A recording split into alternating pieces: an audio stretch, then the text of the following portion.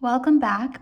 This is a little section on theory, and I do wish it would have come first before the previous video, but I don't want to go out of order because it's harder to find things in the book. This is on page 10, by the way, theory. All right, so what they have here is a quarter note. So we talked about this in the previous lesson. A quarter note is made out of a note head. Okay, so we'll do some musical note anatomy. So I'm saying note head, that's the circle part, okay? And then a stem is the little line that comes down like that. Okay, so you got your note head and a note stem. We know it's specifically a quarter note because it's filled in. The note head is filled in, okay?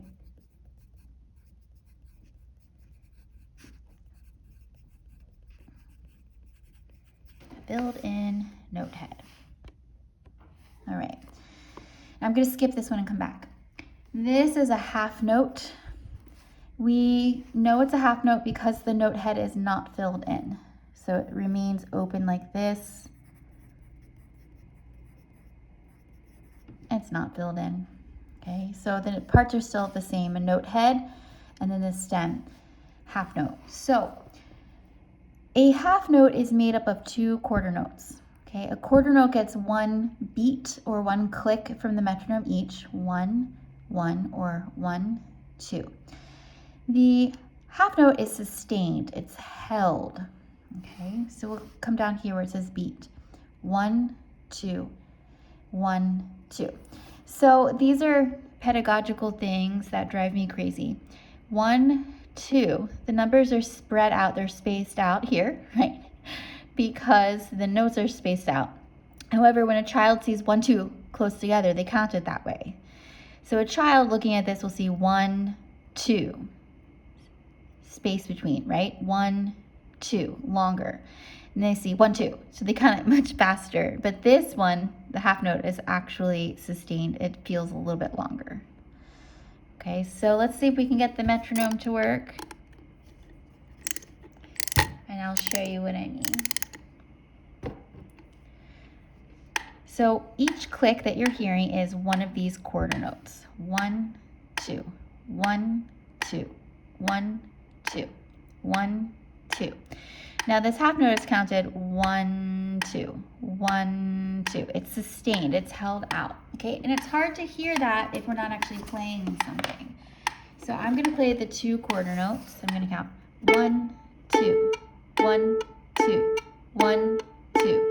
So you hear a distinct beginning on the start of each note. 1, 2, 1, 2. You hear two separate sounds. When I play the half note, you hear just one sound being sustained. So the start is only on 1. 1, 2, 1, 2, 1, 2. Instead of 1, 2, 1, 2, 1, 2, 1, 2. So I hope you can hear that difference. Okay, now let's go back to this that we skipped.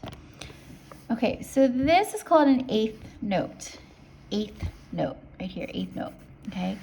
It looks just like the quarter note in that the head is filled in, it has a stem, but it also has something called a flag. Okay, so we'll see this come up. It normally doesn't actually touch the note head, it's just an old printing thing, okay? So you can also see the stems and the notes flip-flop on top and bottom. It just depends on where it's at on the staff, and it has nothing to do with the pitch. It's just a way to notate things cleanly. Okay, so here's the flag of an eighth note. So you can see it that way. Okay, just like you can have a quarter note that looks like this with the stem, you can have an eighth note looks like this. See, they go either direction, and then a half note looks like that. They're still those note values. They just can flip-flop either way. Okay, back to the eighth note. You can have a single eighth note written like this, or we can have them together like this. Okay, this looks a little more clean, and it depends on the time signature that you're in, whether or not we're going to connect them or not. So we have the note head, the stem. This bar across that connects them is called a beam. B-E-A-M, beam, okay?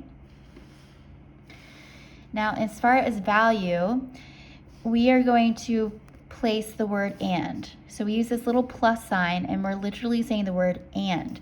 1 and 2 and. Okay?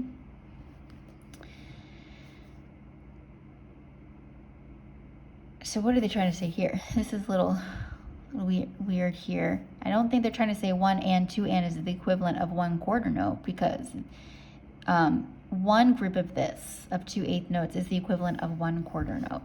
So 2 eighth notes together is equal to 1 quarter note. And I think that's kind of what they're trying to say, but that is a little confusing. So when we're counting eighth notes, we have to put the and in, because we hear 2 eighth notes in 1 quarter note. In the time it takes the metronome to click once, we hear 1 quarter note. Okay, so let me take this out so that you can see. I'm going to draw little dots for where the metronome is actually clicking. Okay, so the metronome actually clicks on the big beats 1 and 2, but we need the and to fill in for this sound, because every time we say something, we're making a sound, right? So this is 1 and 2 and. Okay, so listen with the metronome. So the metronome is only going to click on the 1 as well as the 2. 1 and 2 and 1 and 2 and 1 and 2 and 1 and 2 and 1, 1, 1, 1. These are quarter notes. And then we go twice as fast for eighth notes. 1, 1, 1, 1. 1 and 2 and 1 and 2 and. Okay. So then what they're trying to say here, I think, makes a little more sense. 2 quarter notes are equal to 1 half note. Okay, so when I'm counting quarter notes, they're worth 1 beat, 1 click. A half note is worth 2. Okay. Or a half note can be equal to 1 quarter note and 2 eighth notes. Or we can write 2 quarter notes and 2 eighth notes and 1 quarter note. That's the equivalency of a half note. Okay. All right, so sometimes when you have a quarter note and 2 eighth notes, you can think 1 and. You're thinking the and, though. This is silent. If you do count it 1 and 2 and, we have a tendency to turn it into eighth notes when we're counting. So I don't like to do that when I'm teaching.